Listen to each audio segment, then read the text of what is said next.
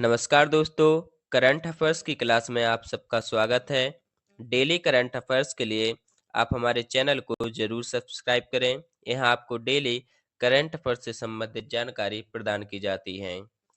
आइए शुरू करते हैं पहले प्रश्न के साथ। प्रतिवर्ष दुनिया भर में अंतर्राष्ट्रीय प्रवासी दिवस इंटरनेशनल माइग्रेंट्स डे किस तारीख को मनाया जाता है? अंतर्राष्ट्रीय प्रवासी दिवस उन लोगों के लिए मनाया जाता है जो एक स्थान से दूसरे स्थान पर प्रवास करते हैं।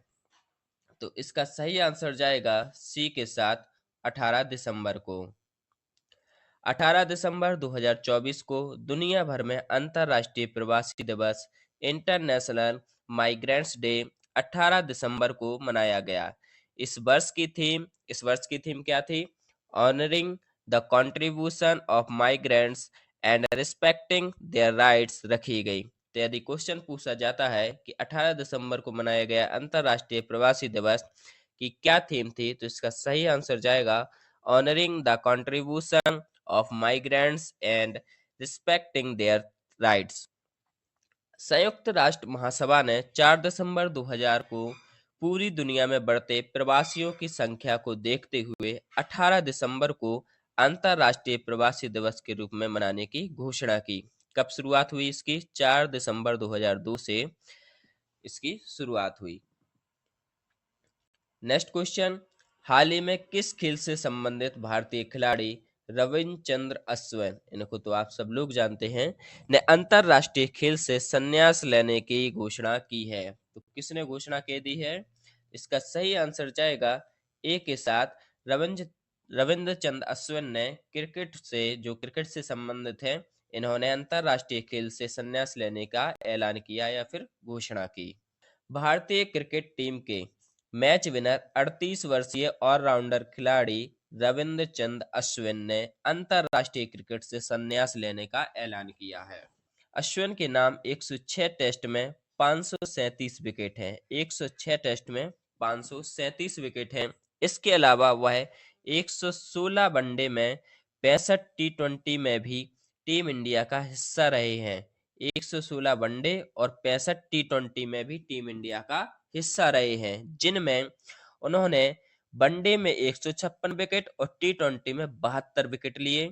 अश्विन द्वारा टेस्ट करियर में 11 बार प्लेयर ऑफ द सीरीज उन्होंने 11 बार प्लेयर ऑफ द सीरीज का खिताब जीता है, जो मुथैया मुरलीधरन के बराबर है। यानी कि मुथैया मुरलीधरन ने भी 11 बार प्लेयर ऑफ द सीरीज का खिताब जीता है। नेक्स्ट क्वेश्चन, प्रतिवर्ष पूरे भारत में अल्पसंख्यक अधिकार दिवस माइनॉरिटी राइट्स डे कब मनाया जाता है? तो आपको बताना है कि अल्पसंख्यक अधिकार दिवस कब मनाया जाता है। तो इसका सही आंसर जाएगा ए के साथ 18 दिसंबर को। 18 दिसंबर को अल्पसंख्यक अधिकार दिवस मनाया जाता है और इसी दिन अंतर्राष्ट्रीय प्रवासी दिवस भी मनाया जाता है।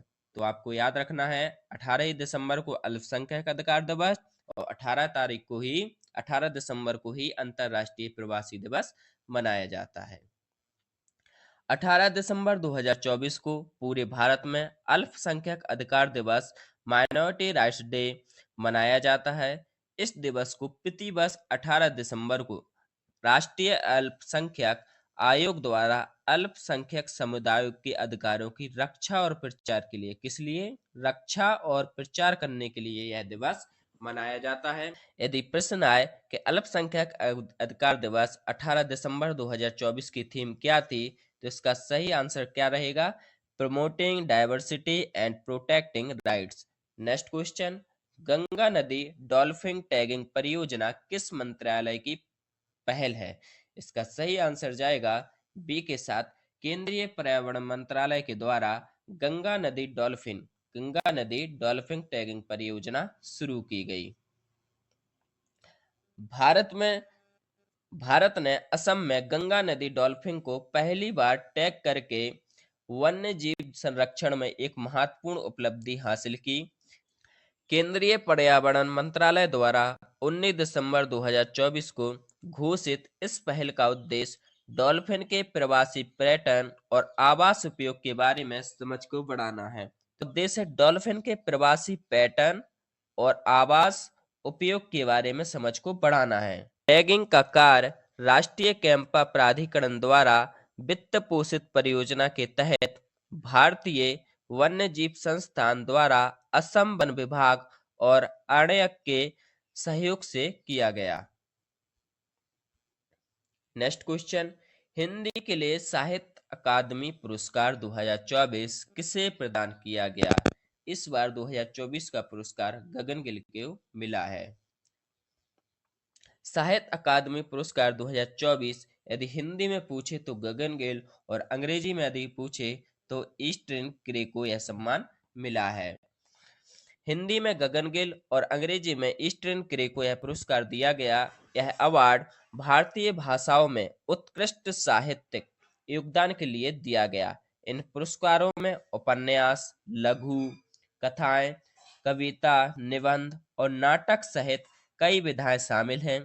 इस वर्ष कुल 8 कविता पुस्तकें, 3 उपन्यास, 2 लघु कथा संग्रह, 3 निबंध और साहित्यिक आलोचना की 3 कृतियां सम्मानित की गईं। नेक्स्ट क्वेश्चन, हाल ही में आर्कटिक रिपोर्ट कार्ड किस संगठन के द्वारा प्रकाशित किया गया? इसका सही आंसर जाएगा सी के साथ, राष्ट्रीय महासागरीय और वायुमंडलीय प्रशासन। आइए विस्तार से देखते हैं। आर्कटिक टुंड्रा कार्बन सिंक से कार्बन उत्सर्जक में परिवर्तित हो गया है। जैसा कि राष्ट्रीय महासागरीय और वायुमंडलीय प्रशासन द्वारा आर्कटिक रिपोर्ट कार्ड एक नए विश्लेषण से पुष्टि होती है, आर्कटिक टुंड्रा एक विशाल वृक्ष विहीन बायोम है जो विशेष रूप से ठंडी, शुष्क और चट्टानी भूमि है। नेक्स्ट क्वेश्चन, 10वें अंतरराष्ट्रीय वन मेला का आयोजन कहाँ किया जा रहा है? इसको नोट कर लें, वेरी इंपॉर्टेंट क्वेश्चन।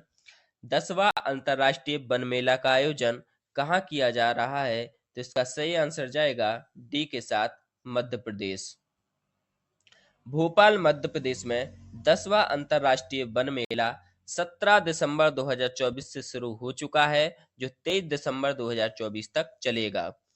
इस आयोजन का उद्देश्य उत्पादकों, व्यापारियों, उद्यमियों सहित वन के क्षेत्र के विभिन्न हितधारकों के बीच संवाद को बढ़ावा देना है।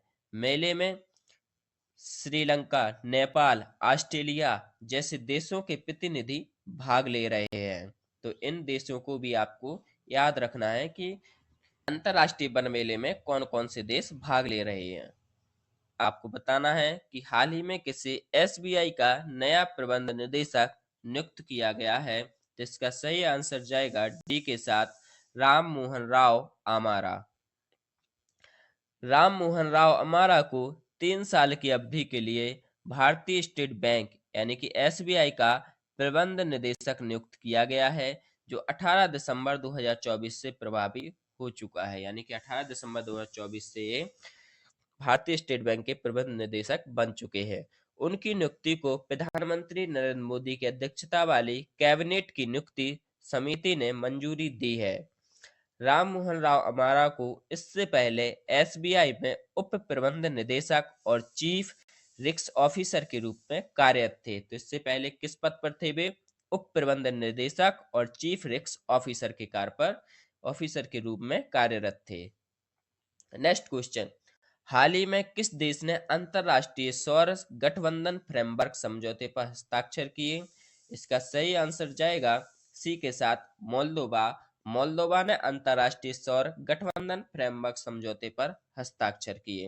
हाल ही में मोल्दोवा ने नवीकरणीय ऊर्जा को बढ़ावा देने की अपनी प्रतिबद्धता को आगे बढ़ाते हुए आधिकारिक तौर पर अंतरराष्ट्रीय सौर गठबंधन फ्रेमवर्क समझौते पर हस्ताक्षर किए।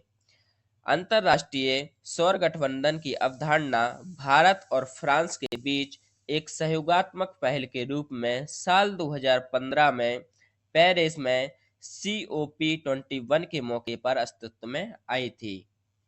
नेक्स्ट क्वेश्चन, हर साल अल्पसंख्यक अधिकार दिवस मनाया जाता है। ये रिपीट क्वेश्चन हो चुका है, इसका आप सबको पता है। 18 दिसंबर को इसी दिन अंतरराष्ट्रीय प्रवासी दिवस भी मनाया जाता है और इसी दिन अल्पसंख्यक अधिकार दिवस भी मनाया जाता है। अल्पसंख्यक अधिकार दिवस हर साल 18 दिसंबर को मनाया जाता है। यह दिवस राष्ट्रीय, जातीय, धार्मिक और भाषाई अल्पसंख्यकों से संबंधित व्यक्तियों के अधिकारों पर संयुक्त राष्ट्र घोषणा 1992 में जो अपनाया गया था की याद में मनाया जाता है। आपका नेक्स्ट क्वेश्चन रहा, डीडीसीए के नए अध्यक्ष के रूप में किसे चुना गया? डीडीसीए यानी कि दिल्ली डिस्ट्रिक्ट क्रिकेट एसोसिएशन के नए अध्यक्ष के रूप में किसे चुना गया? इसका सही आंसर जाएगा सी के साथ, Rohan Jaitley.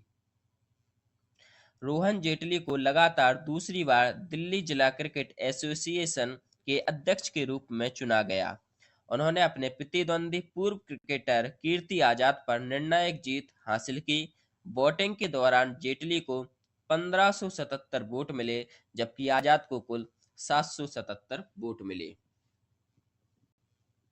Next question, ENWR आधारित प्रतिज्ञा वित्त पोषण योजना का मुख्य उद्देश्य क्या है? सही आंसर डी के साथ जाएगा।